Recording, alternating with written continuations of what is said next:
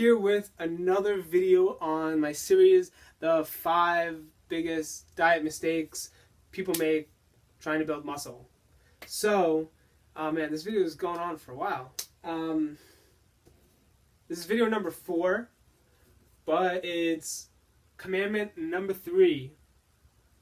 So, if you haven't, you gotta watch videos 1, 2, and 3 that come before this, just to really get in depth on what we're doing, figure out the other foundational tips that work for you. I mean, they're commandments after all. You gotta plug them in and do it up.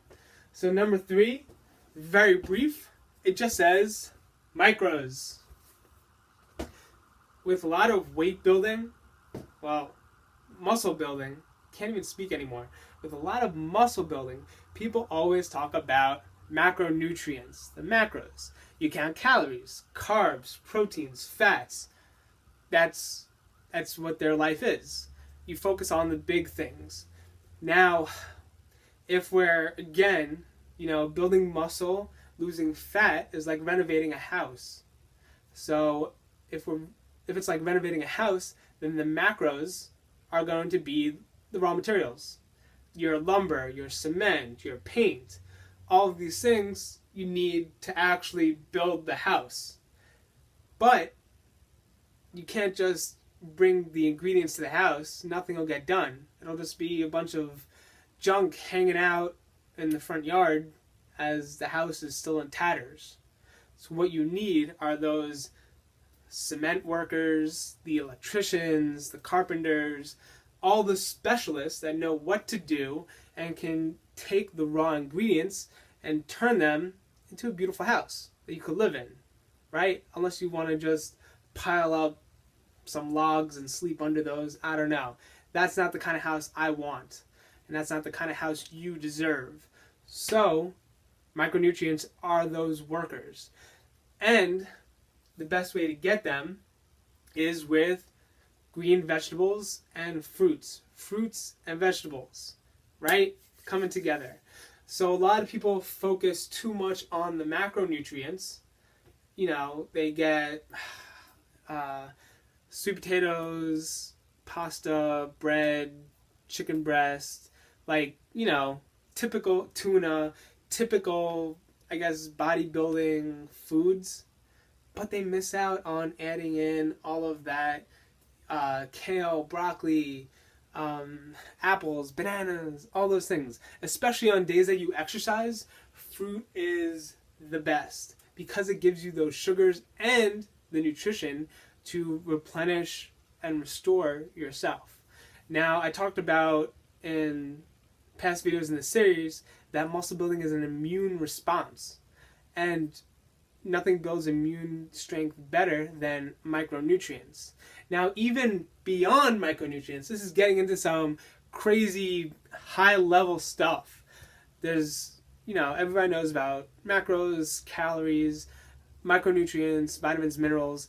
You get that idea. But what about phytonutrients? That's where the edge of nutritional research is today. Phytonutrients are plant-specific chemicals and compounds that can drastically increase your health. So when you hear about the latest superfood, news about turmeric, news about, something they discovered in garlic that burns fat, these are all specific phytonutrients.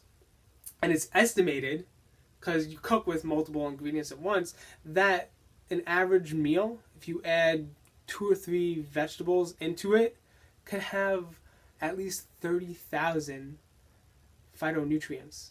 30,000. It's ridiculous, it's crazy, but according to Dr. Michael Greger, that's the number. It's such a boost to your health, your immune system, even in terms of looking down the road, preventing chronic disease, which is totally beyond the scope of this video. It's paramount. It's up there. It's good stuff.